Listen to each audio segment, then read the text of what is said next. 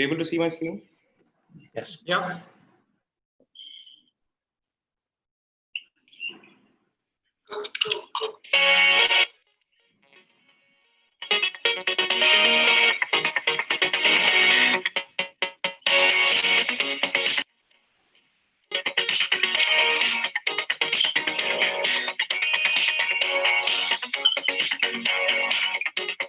you able to see my screen? Yeah.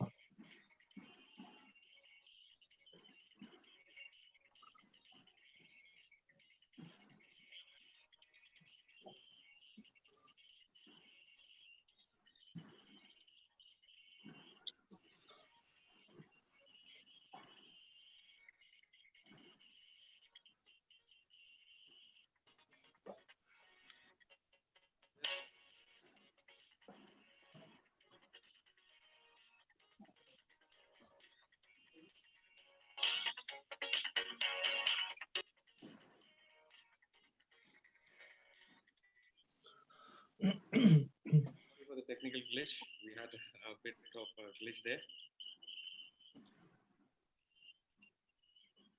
Okay.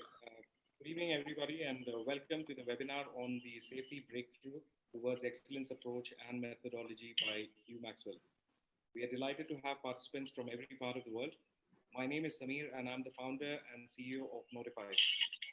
We are delighted to present you our newest offering in Academy that gives you premium access to exclusive content, including webinars such as this. For those who are new to Notified, we are an exclusive platform for business professionals. Here, a subject matter expert can earn for their content. A solution provider company can promote their solutions to their target audience, and a business professional can seek solutions and expertise to stay relevant in their roles. What makes us unique is that our machine learning engine scans through thousands of our business professionals and identifies those seeking solutions, matches them with having solutions, with those who are having solutions, notifies and connects them in real time. What exists today requires you to search. With Notified, a new era begins where you don't have to search. Company can promote their solutions to their target audience. If you have the double Solutions and expertise to stay relevant in their roles. Just a minute, I think what makes this YouTube live is actually overlapping like this. Okay, is it better? yeah, I think you are having two video opening at the same time here. Yeah, the YouTube live is actually running simultaneously. Yeah. Anyway, maybe you want to go from the beginning because the sound is not clear. Maybe clear out what's Notify from the beginning. Maybe everybody can hear us really well. All right, so my name is Samir, and I'm the founder and CEO of Notified. We are delighted to present you our newest offering in Academy that gives you premium access to exclusive content, including webinars such as this. For those who are new to Notified, we are an exclusive platform for business professionals. Here, a subject matter expert can earn for their content, a solution provider company can promote their solutions to their target audience, and a business professional can seek solutions and expertise to stay relevant in their roles. What makes us unique is that our machine learning engine scans through thousands of our business professionals and identifies those seeking solutions. It matches them with those who have solutions, notifies and connects them in real time. What exists today requires you to search. With Notified, a new era begins where you don't have to search, instead you will get notified. I would like to thank you for the overwhelming response and wish you a happy learning. And for our viewers watching us live on YouTube and Facebook, we apologize that we couldn't accommodate all those who missed out due to limitations on Zoom. We promise to host you soon in upcoming webinars. I will now pass the mic to my colleague and moderator for this webinar, Farooq Khalifa, co-founder and VP Product Management. Over to you, Farooq. Thank you, Samir. Thank you for this introduction. Even the video was not a little bit as technically sounds, but we can repeat it in the end of this presentation, maybe. I would like really to welcome everybody to take time and effort to join us for this webinar. This webinar will focus on one simple thing, is how you're going to be safe, and how Hugh will share his experience on making it a reality. Today, our speakers, Hugh is an expert in HSE and in risk management and HSE strategy, policy formulation, development, and implementation expert from United Kingdom, an award-winning HSE and risk professional who has driven major global improvement projects in several large organizations. A world-class performer and a mentor, he has received awards for Best International Risk Initiative at the International Institute of Risk and Safety Management in 2018, and a Mentor of the Year at the International Institute of Risk and Safety Management in 2019. Really, I would like to welcome Hugh for taking a time and effort for sharing his experience. Before we move to starting this session, I would like to establish some ground rules here. That the session will run for almost 15-20 minutes. We are relying a lot on the Q&A session because he has a lot of experience that you need to extract and learn. So we have more Q&A sessions in terms of time. So during the presentation, everybody will be muted. However, if you have a question, you have two choices. One, you could ask in the bottom section there. There's a Q&A chat room. You address your question and write it down. I will take it from there. Or by the end of the presentation, we will open the floor for everybody to ask question directly to you. This case will raise your hand. There's a hand there, you raise it, then we give you the mic. So again, I would like to welcome our expert, subject matter expert in Notify, Hugh Maxwell, for taking a time and effort for offering his experience on how to be safe. Definitely, you have the mic, Hugh. You can share your desktop right now. Okay, thank you so much, Farouk and Samir, for this opportunity to share this information. It's something I feel very strongly about, and I would like to try and encourage others to develop a similar sense of purpose, and in some really cases, a level of commitment that enables them and their businesses to gain a great deal from this. So, can you see my desktop as yet, guys? Not yet, Hugh, not yet. So you need to click on this share screen in the bottom. Okay. Yes, I think yeah, it's there right now. Yeah, go ahead. Thank you, guys. So what I'd like to talk to you today about is achieving safety excellence.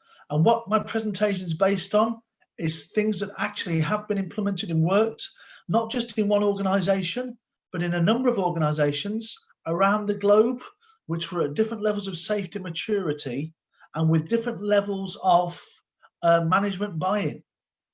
Different cultures have different perceptions of safety, and what we all want to try to do is achieve excellence, which means basically not harming people, not harming the environment, and basically trying to make a sustainable safety culture, which encourages us to do better day by day in all we do within the workplace, in terms of our processes, in terms of our people, and in terms of the products we supply. So, in terms of Hugh, we have one thing. As you said, we would like to establish the floor for where they are currently. We have two questions. I would like to see they are coming. We'll give you 10 seconds each question to give you your answer. I think the first question: are you engaged in a company-wide safety improvement program as individual? Are you engaged in the company-wide safety improvement program? You have 10 seconds, yes or no answer. Please click and we'll share the result with you immediately.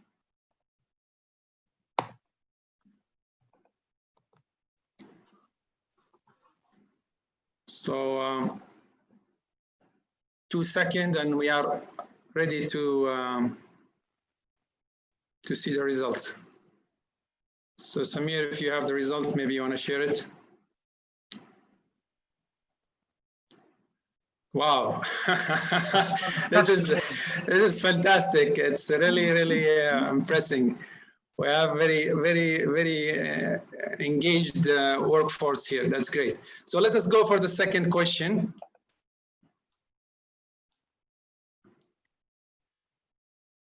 Okay, do you engage employees at all level and use them as the enabler for true safety leadership? Again, yes or no? Do you think this is everybody involved from all the level? I believe this is the purpose of this question. Or just people up higher, they are the people leading this, and the other, they just followers.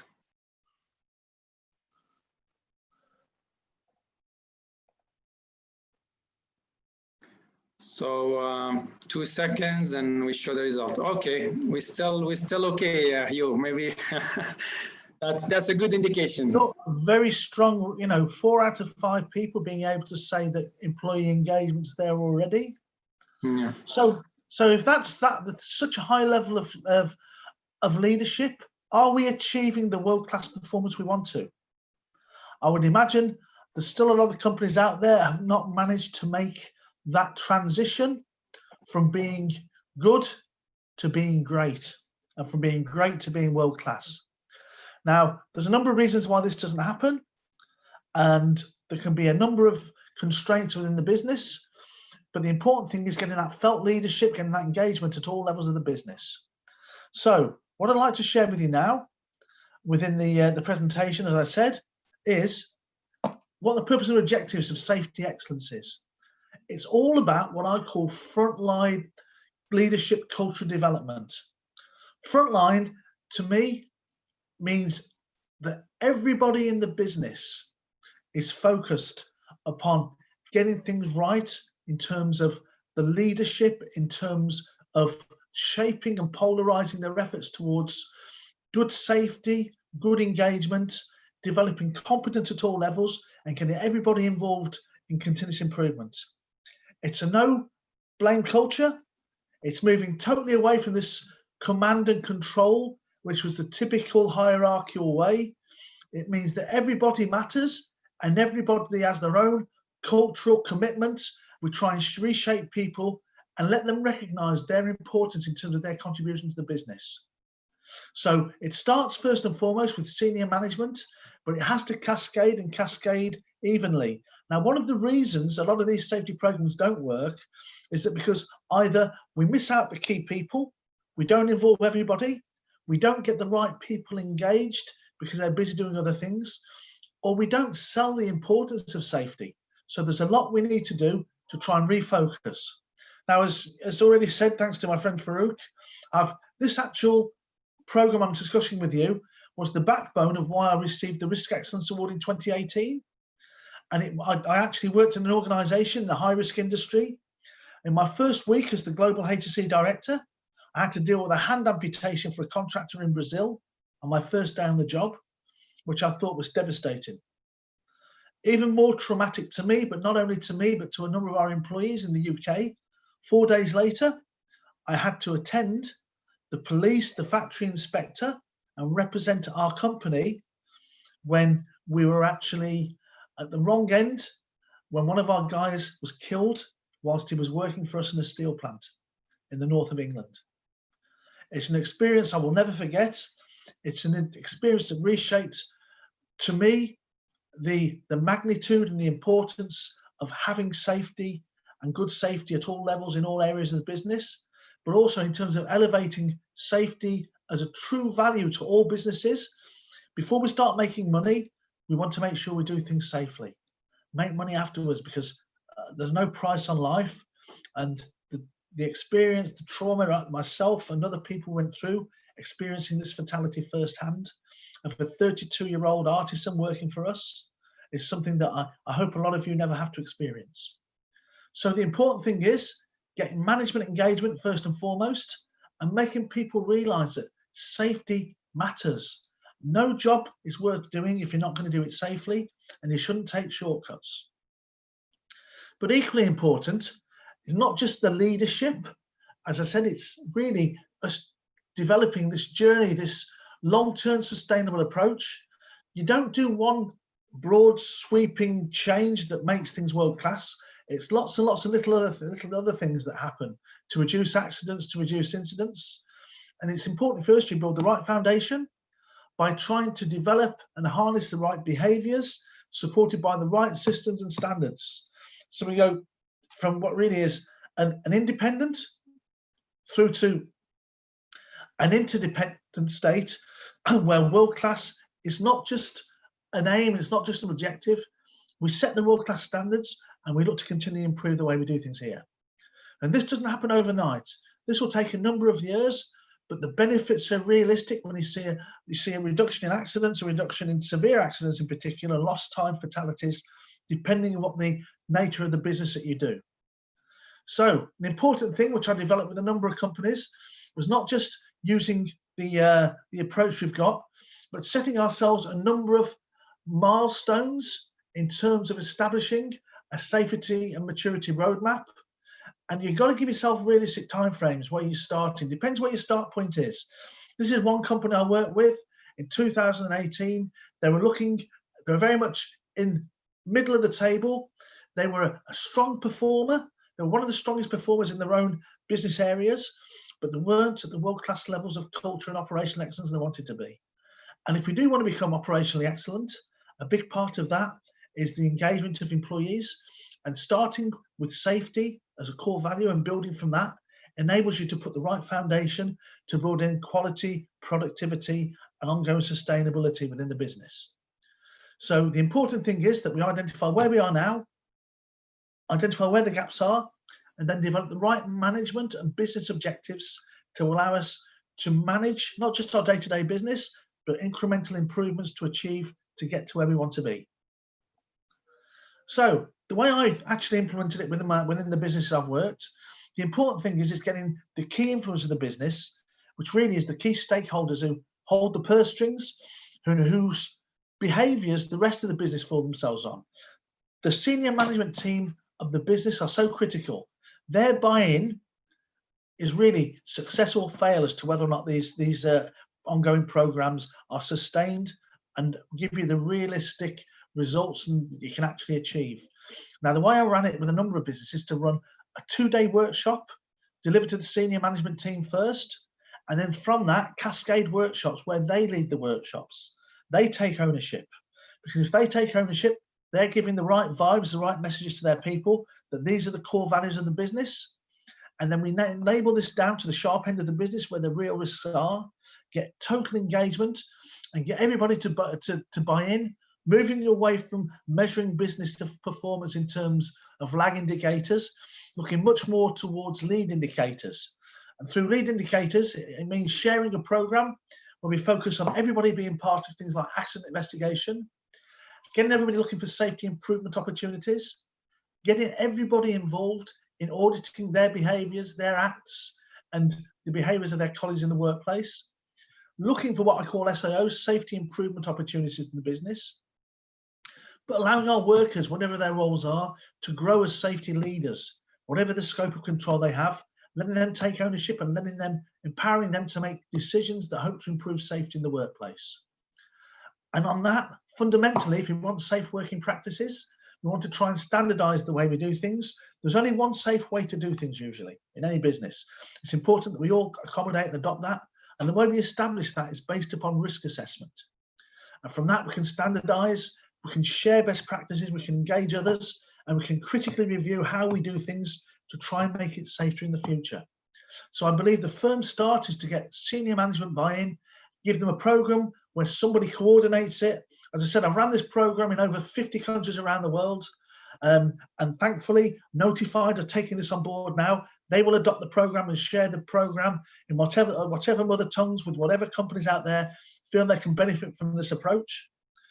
And again, it's important that having established where we are now, we look at our own business thereafter and establish what are we doing good at the moment? What are we doing bad? Where are the gaps?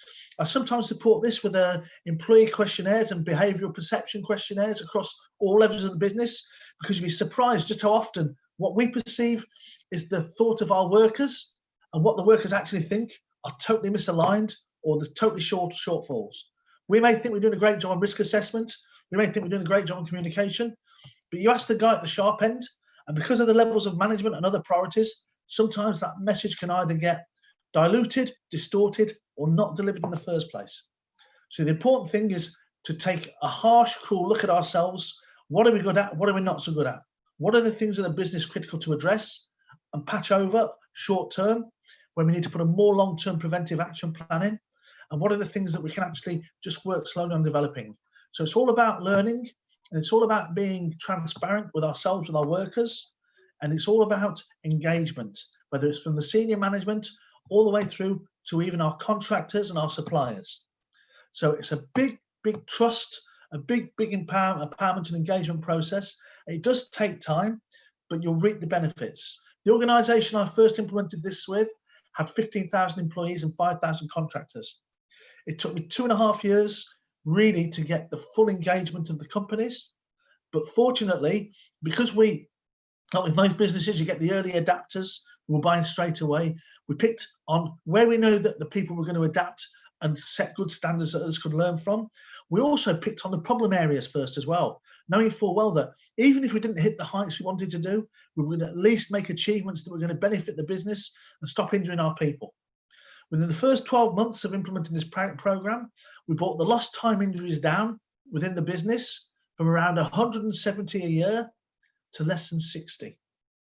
No hiding, total transparency, making workplaces safer. And then over a period of 5 years, we managed to bring down the number of lost time injuries to world-class standards. A little bit about myself. I always like to think I'll give my best. Maxwell tries to make a difference. And again, sharing with you what was recognised as being a world-class programme, the Best International Risk Initiative, through Notified.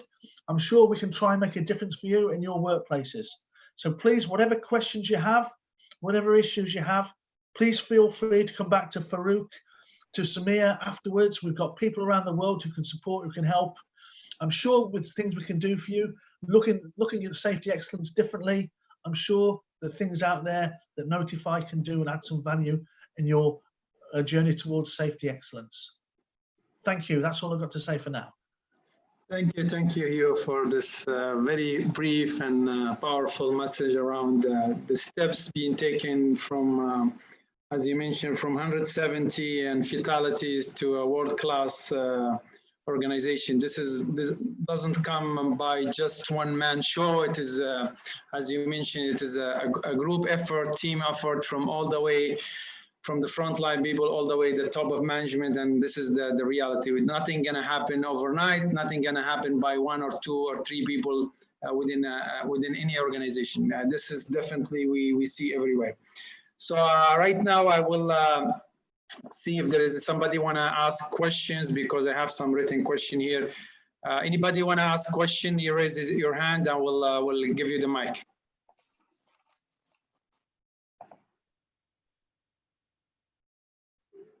Look like we have a very shy audience. Okay. Anybody want to take the mic? I will, or I'm gonna go through this. Okay, I have Mubashir. He seems to be one of our activists here. I saw him yesterday, and he's look like a very active person who are looking for improvement. Mubashir, you have the mic. I think you need to open the mic for Mubashir Samir. And also I have a second guy, Sikar, I think. Go ahead. Okay, good morning, Farouk and everybody else. First of all, I appreciate for signing me up voluntarily on this webinar. And I think in these pandemic times, any knowledge. Mubashir, can I ask you a favor? Can you raise your voice a little bit? It's a little bit low there. You look like you are far from the mic. Okay. Better now? Can you say? Can you hear me now? Yeah, perfect. Now perfect. Way better. Well, okay, good morning, Farouk, and everybody else. And Hugh Maxwell, really appreciate for sharing this wonderful information on a very, very important topic. And Farouk, thanks for signing me up voluntarily on this webinar. And anytime I see safety, I'll go for it, because nothing is more important and paramount when we talk about safety as professional engineers. My question today specifically to the presenter is primarily in developing countries. Okay, we are not talking about North America and Europe. Let's talk about the rest of the world.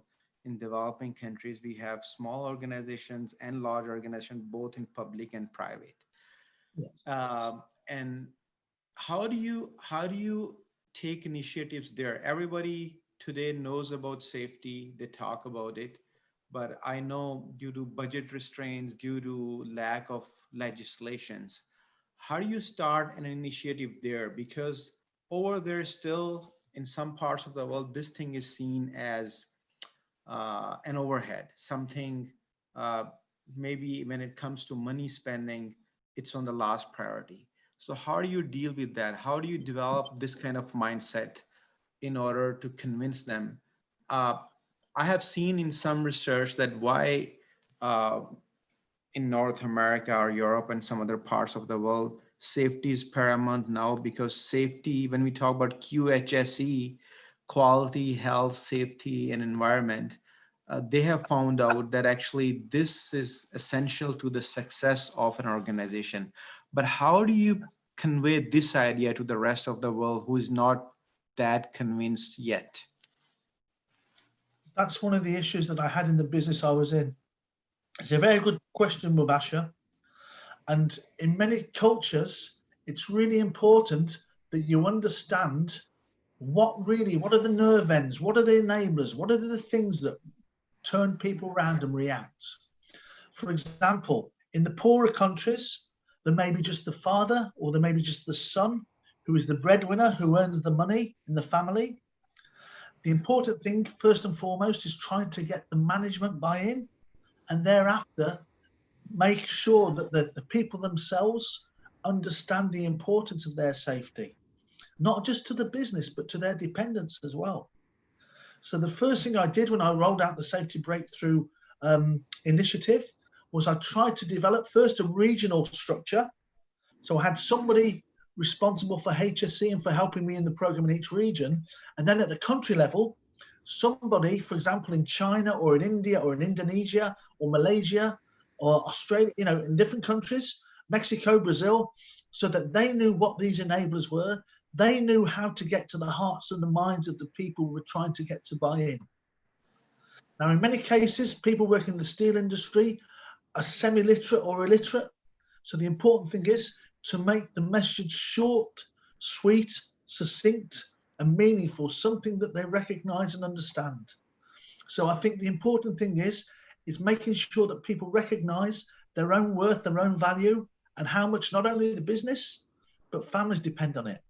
And more as time changes, people are realizing in the developed world, you can't put money to lives. And nobody wants to be seen to be working for a company that's not committed to good safety, because more and more governments are naming and shaming. And these are the companies that are going to be left behind. These are the companies that are going to be left and basically are becoming unsuccessful. You made the very good point that people are starting to realize good QHSE enables good business. And I think the more we can get the people engaged in that manner, then these are going to be going forward, these are going to be the companies that are successful.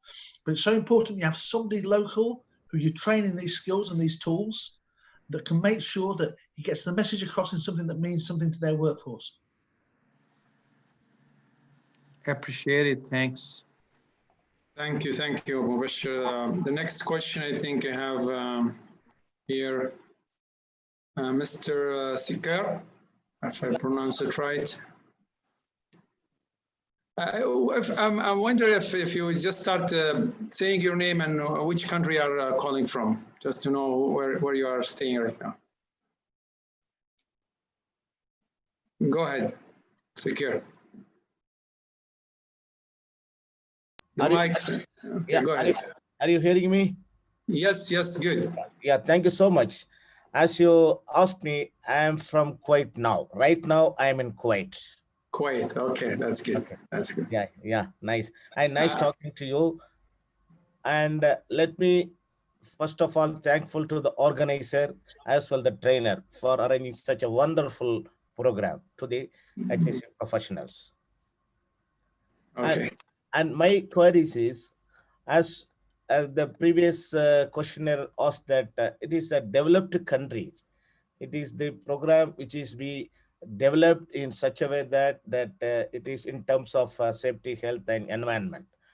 But even though we are having all the procedures, all the standards in place, and we are giving the training and communication to at each level of the employees, but the employee himself or themselves shall come forward and understood that the safety is everybody's responsibility.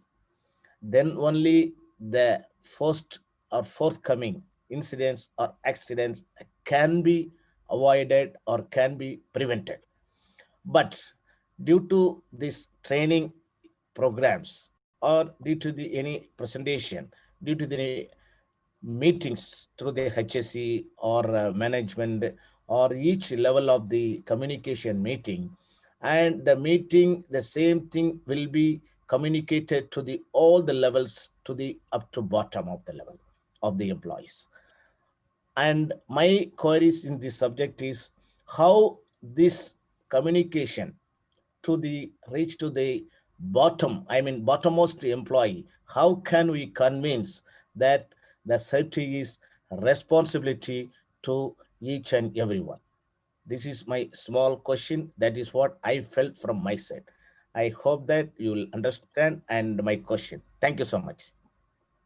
Sikar, very good question, my friend, and very nice to meet you. Yeah, thank you, sir. I've done a lot of work in Indian steel plants. Some of them have been government-owned, some have been private.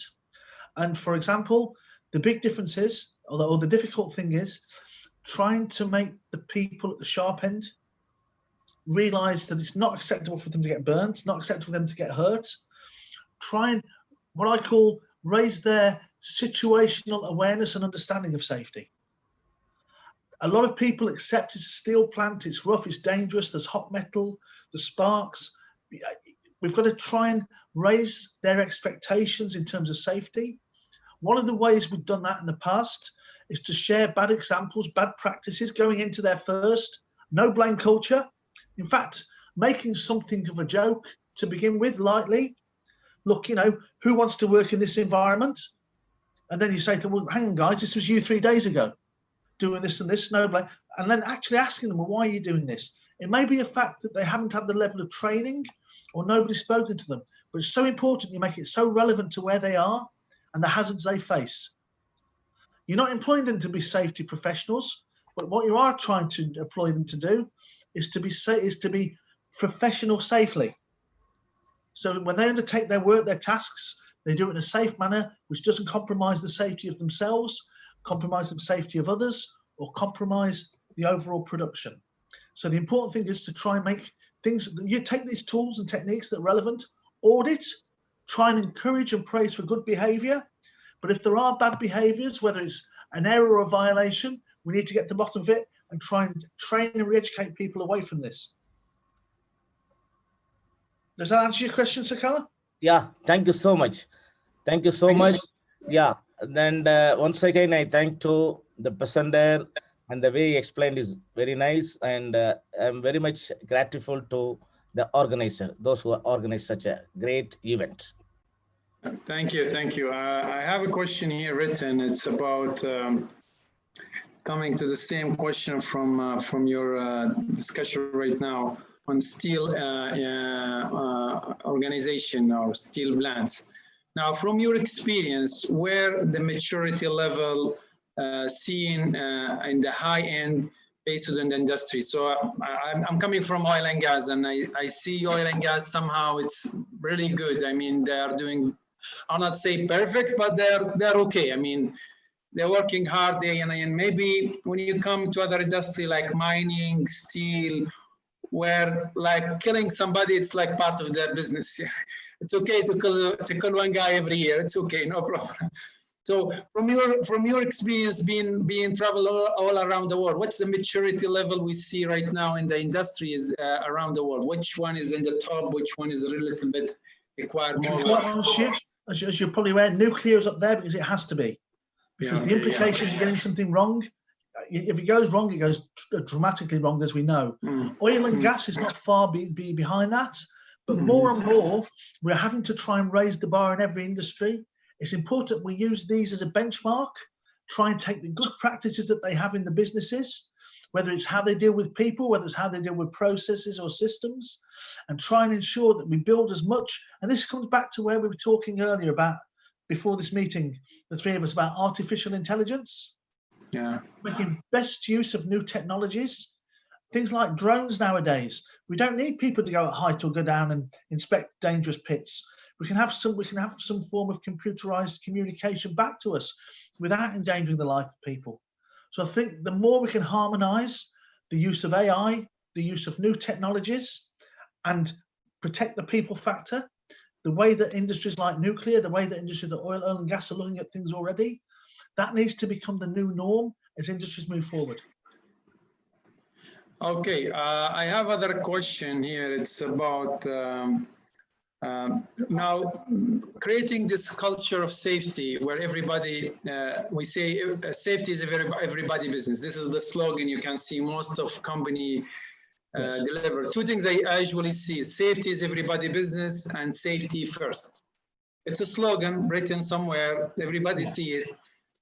But still, in reality, a lot of organizations, they take just the title, and now in reality, maybe a little bit different. Now, coming to create a culture change in any organization, do you think we should have a tragedy?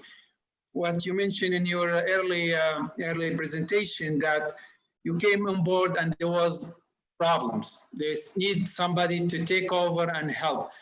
Do you think we should kill somebody and create some tragedy to create such a culture change within our organization? Where we need, what's the point we have to reach to the realizing that is enough, and let us do something about it? Farouk, I truly hope that that's not the case, that we don't wait till somebody has to deal with the situation, because it can put some organizations back. It can lead to senior managers and even other employees going to prison. So the ideal thing is, let's share lessons learned from other people's experiences, other people's misfortunes, and make sure that doesn't happen here. The dangerous managers are the ones that sit there blasé, sit back and think, it's never going to happen to me. I worked with one of those managers many years ago, and he was devastated when it did happen on his watch to a business he was responsible for. And like the business I talked about, the business I was working for, on terms of safety, they were very strong. They were very committed, but they weren't focused. And the whole message did not cascade to all employees, in particular employees working in the high-risk environments. So the important thing is consistency. The important thing is not waiting until something happens and goes wrong. It's about prevention rather than putting it right afterwards. We all know that prevention is better than cure. And this is where I would strongly urge the safety leaders and the people on this call, however you can influence it, make that change. You already have got programs in there. Take what you can from this today. Make sure you get that level of engagement and take things to the next level before waiting or before leaving the door open for a disaster or some tragedy. Okay, anybody has any other question? You can direct question directly, because I have some written question here, but I prefer to see my audience alive, because we are broadcasting live webinar. That means we have people already alive with us. So I'm assuming they are ready maybe to ask question directly to the instructor. Since Hugh is here and he's an expert you cannot meet every day, huh? This is something you should know. Anybody has any question you would like to raise your hand so we can take it? Definitely, I'm gonna keep asking this, because I like people speak up, because one of the things I'm gonna connect it to the safety. One of the reason a lot of organizations, they cannot improve, generally speaking, people, they don't raise their concern. I mean, they keep quiet, they see the issue, they see the problem, but they never raise it because they think it's gonna be something bad for them, or they're gonna be labeled as a black sheep. So what's your message here, Hugh, for our audience, first of all, to make them ask questions? Please feel free, we're very open. Yeah. We're very open, notified as a forum. We have numerous ways you can communicate and ask your questions. If you feel too shy or feel it may be putting you or your company under the spotlight, safety doesn't work that way. We all try and engage and help each other. I mean, this is stuff I shared from previous lives in different companies. And I really feel strongly that the more we can share these type of messages. I went and visited places like BlueScope in Australia. I've worked with different companies around the world, sharing their best practices, not reinventing the wheel. So the important thing about safety is that you're not competing. We're all trying to preserve lives. The one thing we're not competing is to make sure we're safe and the guy next door isn't. The safety professionals, we try to share, we try to encourage, we try to coach and mentor and develop others. And all these values are what Notified can offer as a service or as individuals, wherever you are in the world. Okay, one question here came written is, now we have an aging workforce. That's something maybe related to ergonomics of how they have to utilize certain tools. This is maybe one part of it, but the same question may raise another question, which is, now I have a lot of senior people leaving the industry, more experienced people who saw that a lot, and we have a lot of young folks coming to the industry, and they may not exactly understand what does mean working for, say, a refinery maybe, or because myself, I was working in an organization, and I was this message always saying that, hey guys, you are working in a refinery, and refinery, there is a lot of places where things are gonna go wrong. So be careful and don't expect yourself coming every morning that you're gonna leave this afternoon, because if you are not taking it seriously, you are not coming to an ice cream plant. There is a lot of vessels there, and each vessels represent a pump, could explode at any point of time. So taking safety seriously, it's something you should consider it for the young generation. So from the question I see here, it's about how aging workforce gonna face some difficulty working in an environment maybe is not fit to them, or how when they leave and the young force come to the industry, how this big gap gonna implicate the safety improvement. Well, I think this comes back to what I said to you about the importance of having a risk-based approach, doing good, thorough risk assessments of the activities and the processes, and ensuring that the standardized work is maintained and kept up to date, because that allows the guys over time to be trained. You'll never replace that depth of knowledge, and losing good people, losing old people, whether it's because of business constraints or whether it's because of retirement or whatever. But with the young people coming in, I'm a big believer in having the right balance in terms of diversity. The young people coming in have a fresh pair of eyes. They have a more mature outlook when it comes to the use of IT and technologies. So I see the young people coming in with the right level of training and awareness about the existing business can help to take safety to the next level. They're coming in at a time where we went through really the safety revolution. Really in the UK from about the 1970s, Health and Safety at Work Act come in. The generation I've been working really has been the safety revolution as I see it, where people are realizing that nobody comes to work to get hurt. Your welfare and well-being is important. So I think it's an opportunity if we can harness this energy. And yes, the older people may have certain limitations, that we should do the risk assessment and redesign the job, and hopefully technologies come out. But ideally, the older people's knowledge should be shared and disseminated with the young people, and not challenged aggressively, but challenged to say, right, okay, we've always done it this way, but can we do it safer? Okay. In the same manner, there's a question around, it is the issue of training, or it's a mindset issue, because you could, I think one of our, Mubashir, I think he mentioned, or Sikar, he mentioned about, it doesn't matter how much procedure you have, how much policy you have. We have a lot of stack of papers, okay? Yeah. Now, if the people, they are not there here, doesn't matter what you do. So it's the problem here you see from your experience working around the world.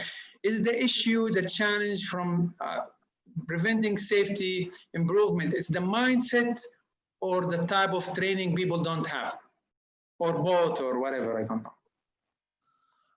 I think sometimes the problem we have, as you said, is we perhaps try and train people on the wrong things or too many things, which really identifying what are the significant risks that the people are exposed to in their job. What are the things that can potentially hurt them or do the most damage to them or the business? And as such, try and focus their risk awareness, raise their risk awareness relative to the types of hazard that they face in that environment. Once they develop that maturity and that understanding and that respect for the risks, it's important that we start evolving and giving them greater knowledge and greater empowerment. But I think the first phase is to give them the right amount of training in terms of risk assessment, knowing when to say no or knowing when to stop so they don't injure themselves. Okay. Now a question came about COVID-19. Right now, COVID-19 make some workforce work from home and make people who are doing an actual job in the field less. Now, having less people, what's the challenge we face today from a COVID-19 type of situation we have right now on the safety? Is making it better, making it worse, nothing changed? What you see there? The thing, I think, the important thing, right, with COVID, it's the situation it's pushed people into. I think it's made a lot of businesses realize that for a lot of jobs, people can work safely remotely. Mm-hmm. Now, the important thing is, if we are going to have people in the plants, we've got to make sure, first and foremost, they're safe.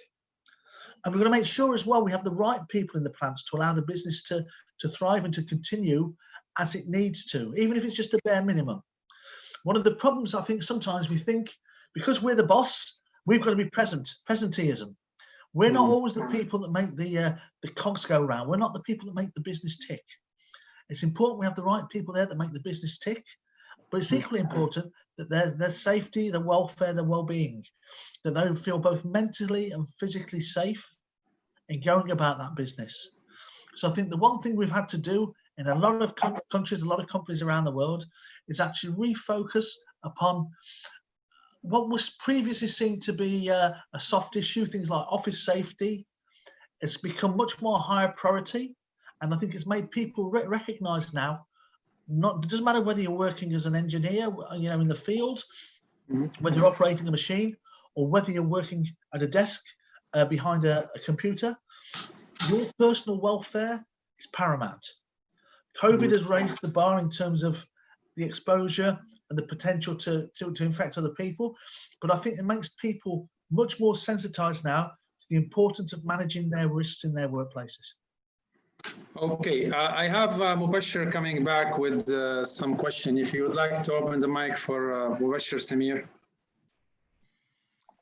Okay, thanks for giving me another opportunity to. Mubashir, which location you are calling from? I'm in Edmonton, Alberta. Edmonton. Okay. I'm in Edmonton too, so we are neighbors. Okay, that's great.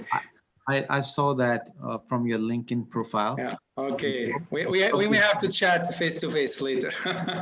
We'll do that sometime for sure. Okay. Go ahead. Go ahead with your question. Okay. Actually, it's more of a comment. It's so important, this topic itself, safety, because as the presenter mentioned, there is no price for human life. Although it may pose risk for the assets as well, but definitely human protection paramounts. And what I would like to add to that is a lot of time when we are going for safety implementation and we are hiring experts for that, we go for credentials. Okay, what kind of certification, what kind of trainings they have. With my over 20 years career now into engineering and in various industries, what I have seen, something which is even more important, and please, I would like to hear your feedback, Farooq and Mr. Maxwell and others. What is more important is actually what kind of culture that person has worked, especially if he's going into a role that he or she is responsible to implement safety. Because credentials are very important. Yes, trainings and credentials, certifications, education, but something which really changes the mindset. And it is very important to implement or practice safety. It is the mindset, it is the culture. And what develops the culture, what develops your mindset, it is the environment around you. So first, that person, he or she they must have spent some time in an organization where safety was paramount. This is a comment I like to make, because I have seen organizations going for credentials, but then when you see the person coming from an organization where the culture of safety was not that great, I really think that person is not going to contribute much just through his or her credentials. So what are your thoughts about that? I fully agree with your comment regarding the fact that the people need to have had the first-hand experience. And sometimes, whether that's in a world-class organization or whether that's implementing a program like Safety Breakthrough within your current organization, something where you can see the person's been a real game changer, because that illustrates the fact that people are given buy-in, people have taken on board, and they've managed to change effectively to make workplaces safer. So I think that's very key. And the important thing is, you said about culture being influenced by people around you, which is really, really true. Which again is why I come back to engagement, which is why it's so important you get everybody involved and engaged. As you're more than aware, my friend, I'm sure, in any business, there's people who we make or we inspire to be managers, and we call them a leader because they're a manager. But informally, on the shop floor or whether it's in a work environment, there's a lot of people who are natural leaders and naturally gifted, and they take additional responsibility. And the other members of the team look up to them and recognize them as being either the leader or the influencer. And if you can get these people to buy in and wave the safety flag and deliver that message for you, this is when you get the others, because they're the ones who have got the key influence. The important thing is credibility and trust. You've got to build that trust. You've got to gain that credibility.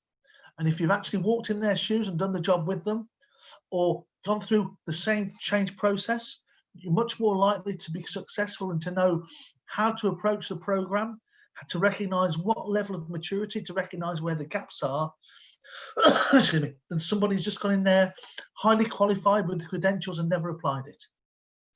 So I think you're totally right. The fact about being hands-on and pragmatic for the environment and culture in which you're operating. I just want to add something, because being myself in 24 years experience in oil and gas and reliability and operation excellence, I always have this connection between safety and reliability. And as we say, safety is everybody's business. I would like to promote reliability is everybody's business. And one thing I usually mention to my people when I used to have what we call the reliability culture day, where I work on the why part. Let us forget about what is the what and the how. Let us start with the why, because the moment I convince you with the why, it doesn't matter what I tell you later, it makes sense. And this is where I focus a lot on the why part. And one thing I established there, it was my last assignment with Saudi Aramco. It was that, okay, let us say the company says safety first, safety is everybody's business. But I was asking these guys and say, hey, why you think safety is everybody's business? Because my boss says so? No. But there is one fundamental reason why we should believe safety is everybody's business. Not because my company told me that or my boss told me that. I say, let us believe on something that it's matter. And I say, you know what is matter at the end of the day? Why safety is everybody's business? Because safety touching everybody, touching your life. What is more worth in the whole universe? It's about your life. Because if you don't want to care and say, this is not my job, somebody doing stupid thing, next day he will kill us all. At the end of the day, I lose my life. Who lost at that time? At that point, it's me and my family. And I try to make it personal, because the moment I make it personal for these guys, the moment they understand this is not about other told me something I should follow. It is me believing it because at the end of the day, it's matter because it's my life. I'm not gonna go, as you mentioned in your early statement about steel environment and how you could start with a joke. Who wanna work here? Do you wanna get killed tomorrow? It's okay for you guys to work in such an environment where your chance to go home every day, it's like 50-50 chance. Do we want to throw a coin, which is a coin like this? I will throw it in the air and see what's my chance to go home alive today. I'm ready to work on such an environment. This is what matters at the end of the day. It's your life. It is your life. Nobody gonna care about it more than you. So that's why it is your business and everybody's business. And this is a point I would like to emphasize about safety. Is not about because my boss told me or the company make me sign for a statement, hey, you have to believe in it.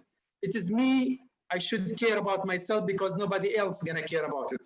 So that's where I think it's the point is your life matter, and that's why you need to be care about you. And this is the mindset change. If you don't care about your life, really, I don't want to work with you. You should go home or find another job or something like this. Very good point, my friend. Very good point.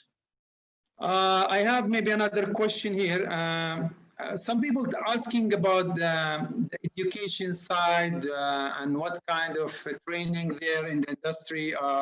And yourself as an expert, what you have in Notify right now as a training courses, because some people ask about training courses and how they get benefit from your experience. Yes, we've got these courses here. We can share the course and course information. We have trainers in different countries, different nationalities, who will be able to fast track and support the needs of, if people want more information, please get in touch with Notified. Okay.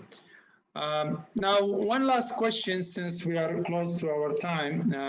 I will open a question one last time here. If somebody want to have a direct question, and I will choose. I'll do something different, because a lot of time we say in safety you could volunteer to do something. We ask for somebody to help us. We say, hey, there's any volunteers? And nobody show up. I say, okay, there is volunteer and voluntold. So you have to be told what you have to do. So I'm gonna make a random check here and see if I can pick a name and see if he is ready to ask a question, or just introduce yourself. We don't need a question.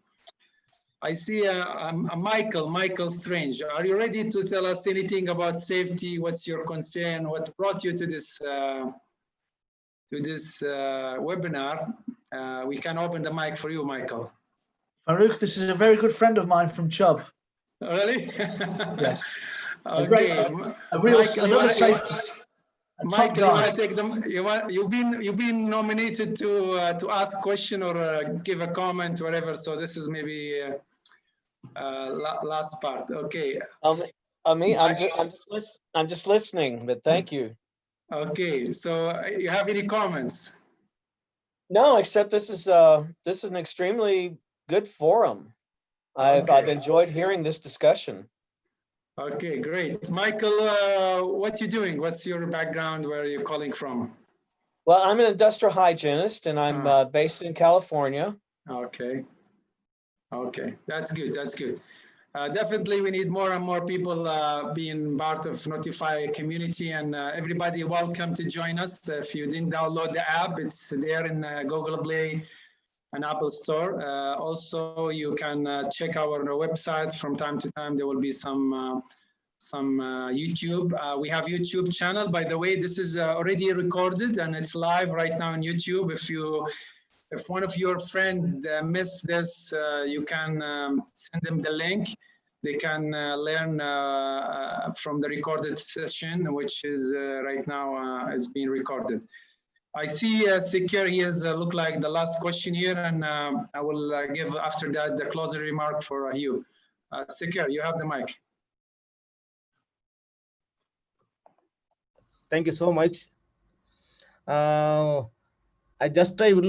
would like to know Mr. Farouk Khalifa, Mr. Kari Khalifa, from which country or which location? Just I would like to know that. I right now in Riyadh in Saudi Arabia. I'm stuck here because of COVID-19. Okay. I'm traveling within the next 4 days to Edmonton, Alberta, my hometown there. Your hometown, please. Yeah, Edmonton, Alberta. Okay. Yeah, Thank you so yeah. much. It Yeah. is a very excellent platform to discuss each other and to share information. And the Yeah. information was presented by instructor Mr. Gujula. So very nice, and really I'm thankful for getting this type of the interaction with HSC professionals. So I hope that this will be continued in future also. Definitely. Thank you.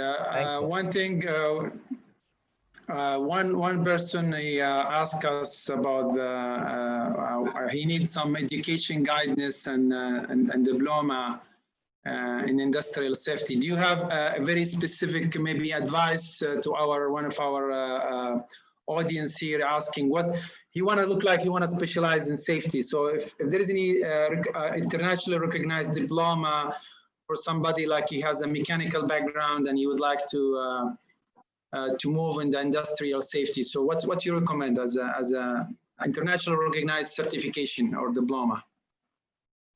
There's a very different approach, whether we're looking at the US approach or whether we're looking at the European approach. Mm-hmm. I would definitely say there's a lot of good process safety courses out there. It depends. Whereabouts is he based? I think Gigant, if you would like to tell us which place you are calling from and which region, because he could give you the answer based on your location. Because he typed this question, so I'm assuming somewhere in the Middle East and Asia, I believe. Right. He didn't mention, but I think this is... Yeah. There's a lot of good people out there. I mean, Hello, go ahead if you would like to ask a question. Hello? Yes, we can hear you.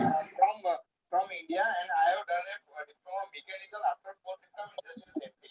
Recently, I am... your voice is a little bit very low, but I can understand you're from India and you have mechanical engineering, and this is what I got. This is the post-diploma industrial safety after diploma mechanical.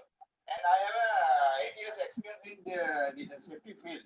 So please give me advice about the further education, sir. Okay, I got your question. So he asking, he's from India and he's have 8 years experience as a mechanical engineer, and he would like to specialize in safety as a safety officer, whatever. What's your recommended for such maybe in Middle East? My recommendation.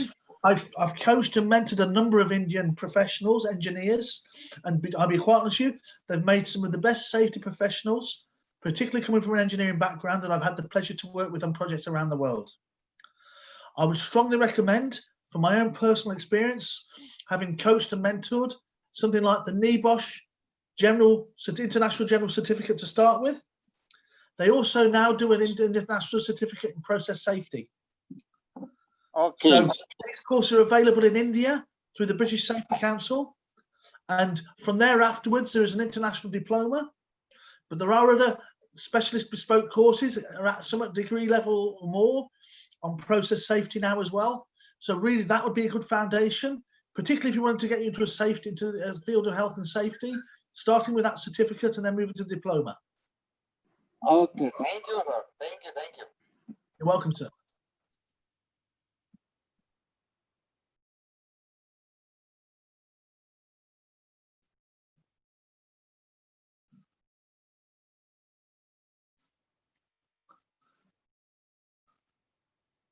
You're muted, mate. Farouk, are you muted? Sorry, I said I thought it was my phone. I said the last question before we move to the closing remark from your side. The question is, what the top 3 issue preventing from establishing a safety culture? You mentioned somewhere there, but maybe you want to make it very clear. What 3 things you need to remove it before you see the improvement happen? Right, you really do need that management commitment from the top. You need to recognize it's not a sprint, it's a marathon. And to do it, it's better to do 3 or 4 things well each year than 7 or 8 things badly. You need the engagement at all levels. right? Which means everybody gets the same message and you cascade it through the organization at a steady pace, taking into account other constraints, other pressures. So you don't try and force feed it too quickly. You try and different cultures learn at different ways and different rates. And third, the most and equally important as all of these things is really a no blame culture. Yes, people are going to make mistakes along the way. Yes, people are going to get things wrong, but let's try and coach them and work with them to make them recognize unsafe acts, unsafe conditions. If we punish people, they hide. If we're open and transparent, people reveal things and we can do something about it. So that, to me, they're the three big takeaways. Thank you, Hugh. Thank you for all this useful information, and hopefully people, if they need still ask question for Hugh, you can join us at the Notify platform, the application, where there is an ask section there. You can just post the question, say, hey, I have this question, whatever the question related to HSE. Hugh and other subject matter experts who have the experience will come and ready to help you for answering your questions. Last thing, Hugh, before we close our session today, I would like to get some closing remark from you. What is about Notify and how we take it from here? Well, again, Notified has got a lot of international experts, a lot of expertise, much broader than just mine. There's a lot of synergies there that can be gained. So I'd strongly recommend people to reach out to Notified, make best use, contribute, get involved, because I'm sure, as with most safety professionals, we can all learn from each other and all share. So the important thing is to get out there and make best use of this facility. Great, Hugh. Thank you for this encouraging remark, and definitely we are in a journey of marathon again. it's not a short journey. I think we all aware that this is not an easy steps or easy journey to build a reliability or a safety culture, which is a reliability culture at the same time. It's not something you do it overnight. Definitely here on Notify, we are ready to help and make the community grow, and we learn from each other. Nobody have the silver bullet and the answer that's going to help anything and everything. There is something going to be different from one organization to another. That's why you need an expert to ask and get the help. Thank you, everybody. I appreciate your time and effort, and see you maybe in next week. Not the next week, the week after, we will have another 2 sessions related to process safety from Louise. She's an process safety expert from UK again. And we'd like to invite you for this. Please stay tuned for our LinkedIn profile or account where we're going to post our next webinar. Thank you. Have a good day, and see you next 2 weeks from now. Thank you. Have a good day. Bye. Thank you, everybody. Goodbye. Thank you. Have a good day.